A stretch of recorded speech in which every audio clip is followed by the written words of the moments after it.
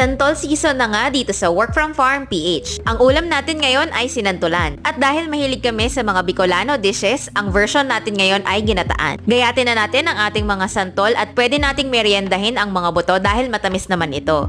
Mas madali kung grater ang gagamitin nyo sa pagpipino ng santol. Pero sa amin, pwedeng-pwede na to. Pagkatapos nating pinuhin yung mga santol, pipigain lang natin to gamit ang katsa o cloth. Dahil Bicolano recipe ang ating version ngayon, kailangan natin ng pampaanghang. O paano, kompleto na ang panggisa at pansahog natin. Pwede na siguro nating simulan ang pagluluto ng ating sinantolan. Ang gagamitin namin ngayon ay pork menudo cuts, pero mas masarap kung pork belly ang gagamitin ninyo. Hahayaan lang natin itong magmantika at saka natin siya gigisahan ng onion at garlic. Naglagay rin kami ng alamang pampalasa. Pagkalagay ng santol, pwede na itong timplahan. Ang last step, ilalagay natin ang gata at hahayaan na lang natin itong kumulo. Pwede na to, sarap ng ulam natin ngayon sa farm.